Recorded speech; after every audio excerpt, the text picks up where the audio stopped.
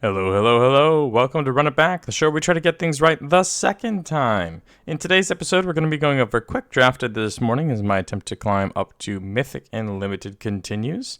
We'll dive into it now.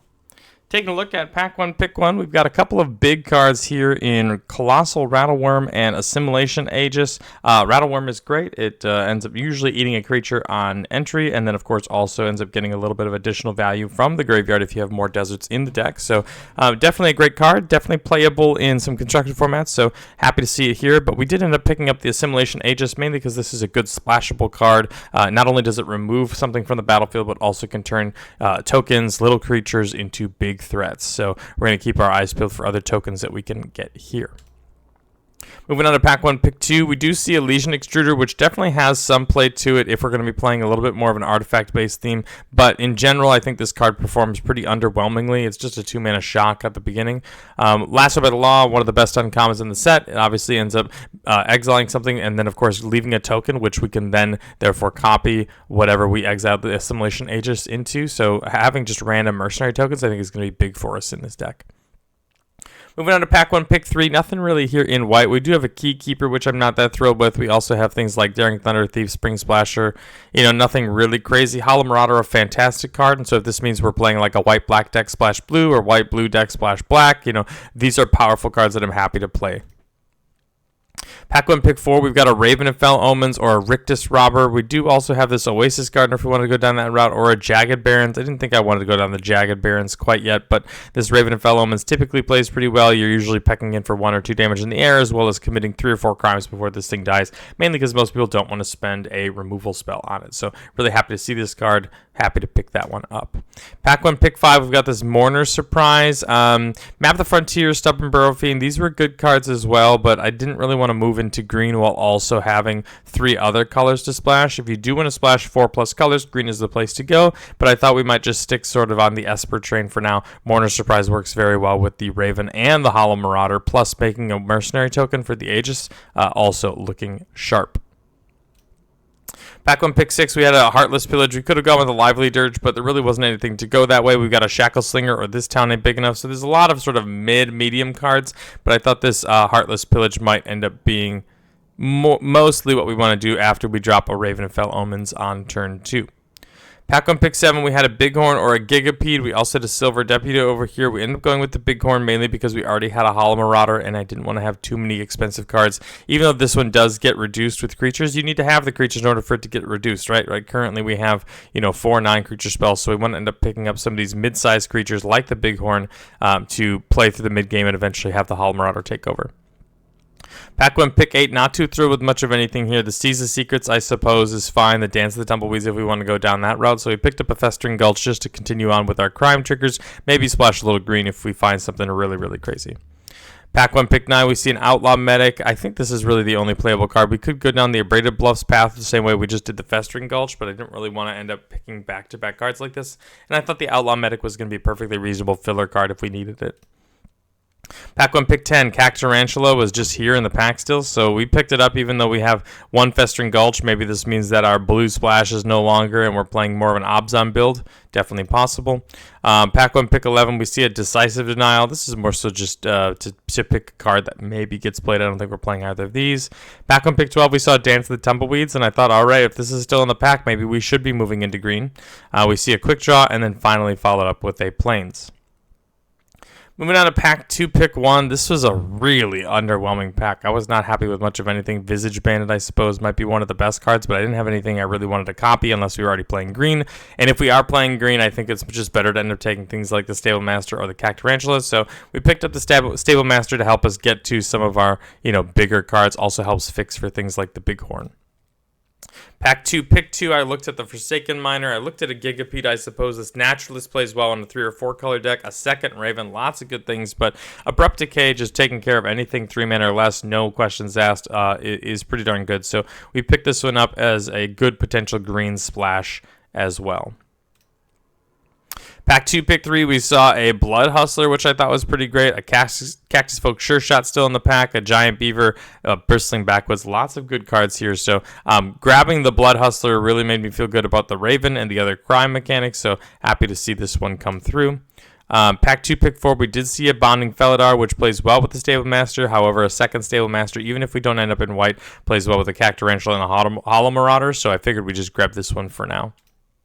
Pack 2, pick 5, Back for More is phenomenal, so really happy to see this one. Dance of the Tumbleweeds, we already have one, so not too super thrilled at picking up a second one. A Forlorn Flats, also very good in order to help with our fixing, but a Back for More just has enough power, especially on things like the Cactarantula and the Hollow Marauder, where I want to be taking it. Pack 2, pick 6. Really nothing here for us. There's a Gigapede. There's a Locomotive. We end up taking this Tumbleweed Rising. I don't think we played it, but there's just enough here where we want to end up just finding something, but nothing here really hopefully is making our deck. Pack 2, pick 7. We got a Bonding Felidar. I didn't think this was a Rise of the Varmints deck. We could have looked at a Giant Beaver, but with the double Stable Master, I thought we'd be able to pump out this 6-drop, and that was pretty true. We were able to get this moving pretty quickly most games. So Giant Beaver, very good card, but I think the Bonding Felidar was really helpful, playing well with the Back for More as well. Pack 2, pick 8. Nothing really here for us. We could have looked at the Assassin or Reach for the Sky. These are all just sort of mid cards. I figured, you know what, we've already got one blue card. If we get enough fixing to splash this, maybe we also splash the Lazov. We did not end up doing this, but is I think worth a speculative pick in a pretty underwhelming pack. Pack 2, pick 9, we saw Cactarantula Wheel, and even though we were sort of mid on 3s, we have lots and lots of 2s. So having 2 Stable Masters, Blood Hustler, hopefully that means on 2 we drop something, and then on 3 we drop another 2-drop while also playing out a Desert. So we're going to end up skipping on the 3-drop like a Drover Grizzly and picking up another big Cactarantula here. Pack 2, pick 10, wasn't thrilled with most of these cards, so we picked up the Lonely Arroyo mainly as a potential to splash both the Aegis as well as some big bomb. We pick up maybe like a Bonnie Paul or something like that in Pack 3.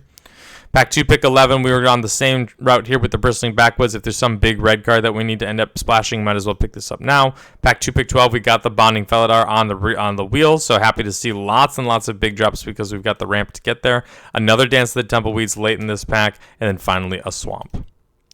At Pack 3, pick 1, it seems like our Colossal Rattleworm came back to us. We did also look at a Lasso. We look at a Miriam. We've got a Train Airing. So there's just lots of things going on here. But I figured having a flash threat was going to be the best way to go. It also ends up helping find our Lonely Arroyo after it dies. So that way we can end up playing the Aegis. So a little bit of fixing, huge bomb. Overall, this is kind of the card that we want here.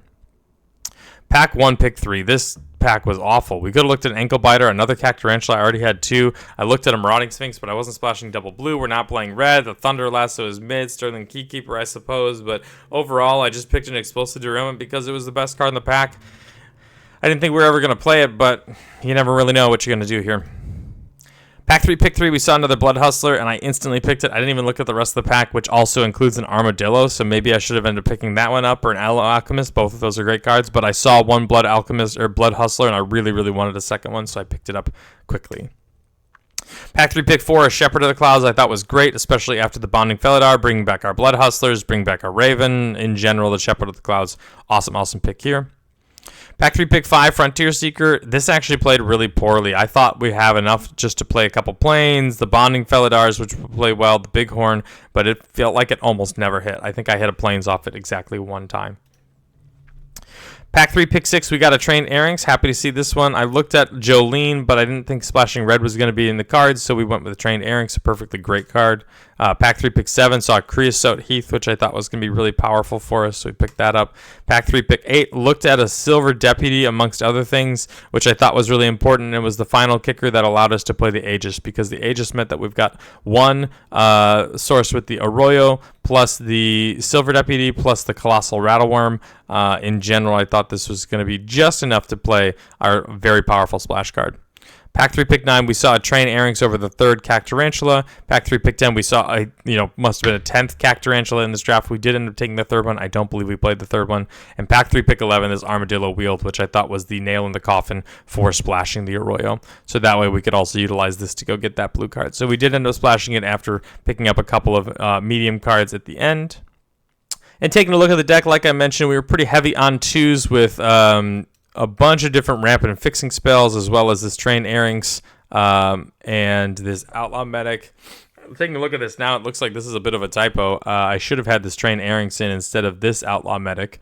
Other than that, not really missing anything out of the sideboard with the exception of like this Mourner Surprise or Raven. And I didn't really feel like, getting these cards back was that important, especially because we had a back for more later on. So the Spinewoods Armadillo is almost certainly a fixing card in this one, but also a target for back for more as we need it. 2 Cactarantulas mainly come down on 5s. The Hollow Marauder was anywhere between 1 and 4 mana, so I felt pretty confident in having spaces for this. And then, of course, these Dance the Tumbleweeds turned out to be really big threats moving on. So overall, the curve looks a lot better than what it originally looks like here. But I've really enjoyed this deck. I thought it was fun. We did not play it as particularly strongly, as we ended up running into quite a few Baron Bertram Greywaters that just took over the game, a Bonnie Paul, and just a couple of other bombs that we weren't super well equipped with. There was one game where we were able to Assimilation Aegis a Gitrog monster and sacrifice, I think it was our Colossal Rattleworm, to draw 6 cards and then go get another Desert. And overall, it was great. You know, when we rolled over some things, we rolled over them pretty hardly, but unfortunately, we were outvalued in some other aspects of things. If you want to have your draft featured on Run It Back, feel free to send me an email at runitbackmtg@gmail.com or send me a message in Discord with the 17 lands data so we can get this up and running for you. Thank you so much for watching. I hope you enjoyed, and I will talk to you soon.